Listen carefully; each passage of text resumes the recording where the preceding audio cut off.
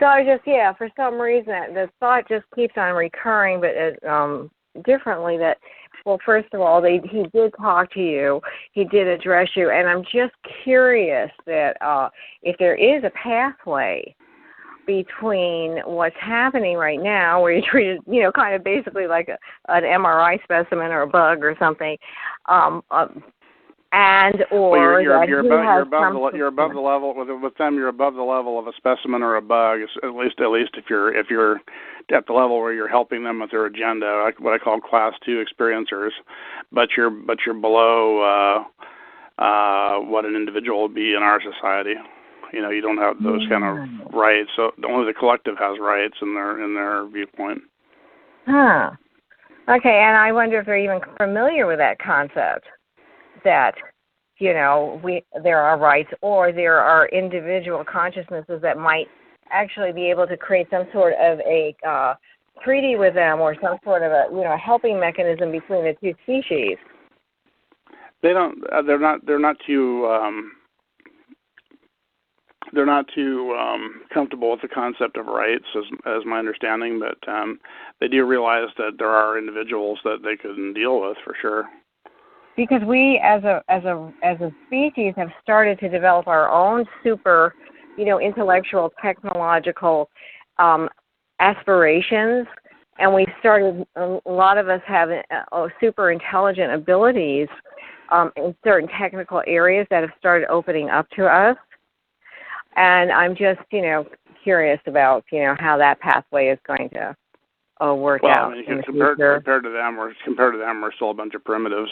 I mean, they think that we're basically a bunch of very stupid people and very illogical and self-destructive people in a lot of ways. Oh, okay. Well, this is more to be revealed then. Thank you very much. I appreciate it. And they're very.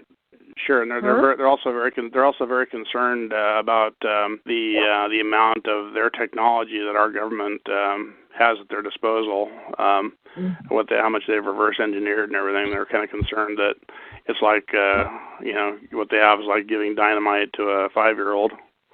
About what they might do with it someday. Well, that is true, especially when you're living in a warring consciousness. But there is the ability for species to actually evolve or move quickly into a whole different realm of intelligent technical awareness. And I don't know if they're, it's just, I don't know, it may be a surprise factor in the whole thing. That our human species may, with that doorway open, be able to move in there, Well, as far as my observations of what I think their opinion is, I think that they think that there's not much hope for our species as it is now, but there is hope for individuals of the human species, and that's why they pick people and go by a bloodline thing. They pick the people that they think are the best of humanity to help them. Oh, okay. Well, that was interesting. I did hear Paul Twitchell's works. He has in the Letters of Gale three times he talked about alien species from the Andronomous, is that the name of it? But he said that they do send beams to our planet to get us to do different kinds of things. I don't know if you've come across any of that in your dealings with them. Androna? Yeah, I think it was Andron. He said Andron, something like that. I'll have to look it up. It came across my attention 3 times, so I figure, there's a reason why I need to go back and figure out what that's about. It sounds kind of familiar. Yeah. This guy's probably talking about basically the same stuff I am, I bet.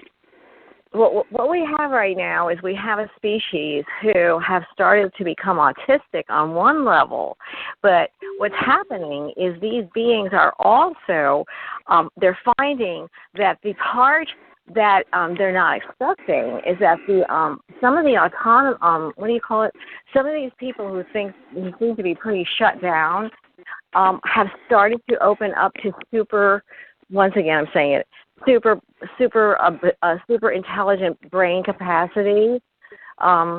If you can tune into some of that on YouTube, they talk about it. It's So there's something happening with intelligence that we don't quite understand at this point, you know. Well, the human species is changing, according to Dr. Leir's research. He uncovered that the basic level of abilities of developing humans at different ages is increasing. Like the age when, like for example, a child can first play patty cake has decreased steadily over the past 60 years or so.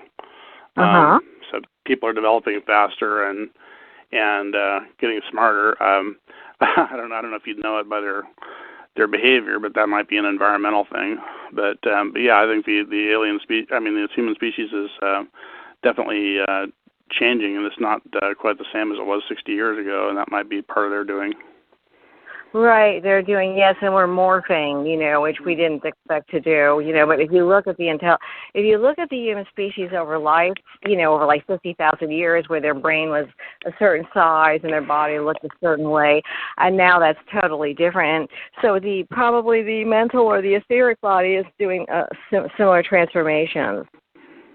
Yeah, and we can direct that. We can actually direct that. We don't realize that. We can actually direct our transformation.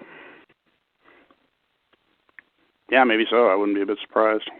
Yeah, and plus, since you do have the ability to talk to this person, even or whoever it was, who said, "Hey, you should know better," that says right there to me that's a doorway. You know, I mean, you see it in science fiction movies all the time. These people all of a sudden go, well, Jesus Christ, the guy that I was taking care of is a genius. And I'm sure there's other people want to jump in on this. But anyway, I'm just curious to see. Well, I'm sure that I don't know if he hears them right away or not, but I'm sure if I think about sending a message to that being, you'll hear me at some point. Yeah. Yeah. Good. Right, and you and possibly you could consult with some counsel of your own beingness to find out what it is you actually want to say to this being who has been intruding, quote unquote, in your life for a long time. Maybe he has or maybe he hasn't. You know, who knows? Like you said, it could be lifetimes. You had some agreement way back when, and even so that. You know, that can get to be very kind of, like that's crazy. But it may not. There may be an agreement and you're waking up to it, or maybe he's waking up to it, you know, if he's a he. Mm-hmm. Yeah, it's a he. They have, there's males and females with short grays, but it's more mental. You know, whether they're male and female is like a mental attitude rather than a genital thing. They don't have any external genitalia, and they reproduce by cloning. Yeah, there you go. I mean, I had a dream back in 2006, which I just came across about a half an hour ago, that there were these dogs that were showing up, and they weren't like my dog. They were, in fact, I didn't even have dogs back then. And, but they were a little different, and they were, bigger, or they had a certain kind of leash or whatever. But I realized in the dream that these were, it's kind of like what you and I are talking about. They showed up. They were part of the whole. They weren't part of what we expected. And I thought, well, that's a strange dream, until I started talking to you on this conversation. I'm thinking, more to it than meets the eye. Yeah. So I think the main thing is fear. If we have fear, then we may shut the door down. You know what I'm saying? It's very easy to become afraid of this subject. And shut the door to alien contact in general, or what? Yeah, right. Alien contact, being taken over by aliens, not wanting to hear about it. Yeah, most people are very afraid of this. I've talked to people before that I could tell believed me, but didn't want to talk too much about it because it just made them more and more afraid. The more I said about the subject. Right. There's a big fear factor out there. Right. They don't know what's going to happen, and it's that the dog eat dog experience or whatever. But there's a certain place, I think, that beings come to in their consciousness, all kinds of beings, where they wake up to the fact that, wait a second, this has been introduced into my realm, so there is a way I can handle this. Maybe something I never even dreamt of before, and a lot bigger and a lot better. Who knows? Because they do say that about thought forms, right? Thoughts are things that create keys. Anyway, I wasn't going in that direction, but that's the direction that came out. Do you see any of people these? change the way they thought about this, it would be a good thing. Good. Yeah, because it's here for some reason. We might as well find a way to make use of it. And that's a new thought. I'm sure. I mean, how many people thought of that? Well, I think the aliens would be less reluctant to disclose if they knew that there wouldn't be any kind of a panic like the government's so afraid of. Okay. There you go. That's true too. Yeah, panic just really shuts all the doors down, and then it creates things like people throwing things at each other and accusing each other of being the enemy, and, just the whole entire 9 yards gets started. Yeah, because this is a warring universe, so we don't understand that when something comes into our realm, we tend to want to go, oh, that's terrible, and you're a bad person for even thinking that, or you must hate everybody because you sent me this article on some politician, and like, wow, talk about overreaction. Well, that's kind of, the protective flight or fight mechanism, which served us well in the past, but it doesn't always serve us well. No, not always. I mean, there needs to be somewhat more sophisticated reaction than that to this complex and high-tech phenomenon. Yeah, because look at what we do is, like, I think it's, what is it, Octopus or something? It's some kind of squid. Well, they figured out a way to get them to go through, like, tunnels or something like that, but they didn't know how to do that before. It's just, it's a constant, this learning thing. And then there are the mantras that people say, hey, use this sound, because the sound can move you into another realm of existence or another realm of awareness or another realm of learning. So there you go. That's probably what a lot of people are talking about. The shamanic people knew about the sound.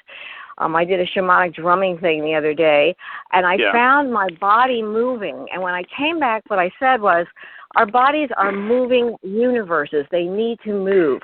The universes that are our bodies, which we don't expect them to be, right? These cells are moving universes, and they have to move. So that was a principle that I didn't know about. Well, I know that certain frequencies of sound are said to produce some profound physical effects, like levitation. I suspect that they have some profound effects on the fabric of space-time itself. I hear that 428 hertz is one of those fundamental wavelengths that affects, or frequencies of sound that affect the continuum, and it can cause levitation, but I need to do some experiments along those lines. Certain frequencies are said to be involved in UFO levitation. Microwave and acoustic frequencies, in addition to high voltages and strong magnetic fields. That's true, and even our bodies are calibrators of transformation. I mean, they're finding out that the things that we reject out of our bodies are actually things that have helped heal the body, which people don't talk about because they think they're so, like, that's impossible, but it's not impossible. And these trees that grow in the forest, they also, obviously, they have healing properties, and so we've taken them and made them into pharmaceuticals. But we may have rejected the most important part of the tree healing consciousness, which somehow or another was living in the tree, and we still haven't figured that part out. You know what I'm saying? There's so many subtle areas here that are exciting, actually exciting. So what they're doing is they're coming to you and they're taking your blood sample or your brain sample or whatever, but they may be leaving behind the most important part of who you are, and they don't know it. And I don't know what that would be, but, it's just a stream of consciousness here. Leaving behind the most important, you mean not taking it, or leaving something of themselves behind? Well, okay. Well, like in homeopathy, if they want a lavender homeopathy essence, the best way to do it is not to cut down the lavender flowers and smash them up and everything. The best way is to leave a vial right next to the lavender and somehow excite its essence into the bottle with whatever liquid, and they find that the essence of the lavender in the homeopathy is 200,000 times more powerful than if you took up the lavender and smashed it. So where do they learn that theory of homeopathy? Are you familiar with homeopathy? Yes, I am somewhat. So I'm just wondering if, how far these theories go when it comes to dealing with other species. Yeah, you can reportedly take the scalar radio frequencies and that all substances and living things give off, and use an antenna to capture it and amplify it and put those frequencies into other physical objects.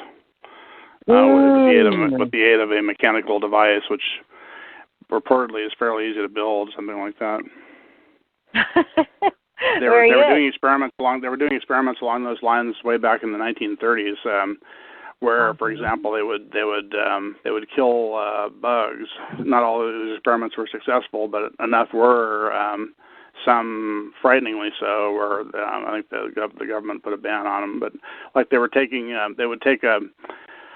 a device that had an antenna and a transmitter in it that could transmit these scalar frequencies, and put a sample of a pesticide, say, on a plate, and they'd put a picture of the field they wanted bugs to be killed on another plate, and then a few days later, all the bugs would be dead. Just as if you'd sprayed that pesticide on the field. Ah, that's interesting. And I know that, yeah, right. Huh? That's in the book, The Secret Life of Plants, if you're interested in the references. I do have a book called The Invisible Life of Trees. When you started talking about this, I thought, there's several of these intelligent geniuses. They would come back, they would get a little glimpse of something when they were sleeping, and they would take that and they would use that in their experiments here, or with energy, or quite a few people who are considered by us geniuses, like Einstein or whatever. He would come back from hanging out in some other area plane, and then he had something that he hadn't had before in his grasp, mentally or theoretically, and he was able to manufacture it here on some level, some cellular. Tesla, Nikola Tesla, if you're familiar with him, is like that too. Yeah. Very much so. And I think that I think that capacity is more in our vicinity at this point than it has ever been. And there could be a tinker. To be downloaded with information, or pick up information from the cosmos or something like that during dreams. Yeah, and for us to be perhaps so. For us to have the capacity to have that genius, we call it genius awareness, because there's only been so few people who've been able to do that. But from what I'm picking up, there's more and more people. It's a pathway like anything else, and the first thing that has to be done is for people to recognize it's possible. And then you go somewhere and you wake up and you go, oh my God, why don't I try this? And then you're on a path that you never expected to be on. It depends on how much persistence you have. I mean, there's a law. It's called the persistence of willingness, or the willingness to be persistent, or the persistence to be willing. That's it. The persistence to be willing, because a lot of times we're like, well, that has absolutely nothing to do with gravy and mashed potatoes and getting food on the table. So that's my most important thing. Let's see, now, in our culture right now, that is the most important thing, is security. But before that, we had poets, we had people who, explored all kinds of other realms and brought back that consciousness.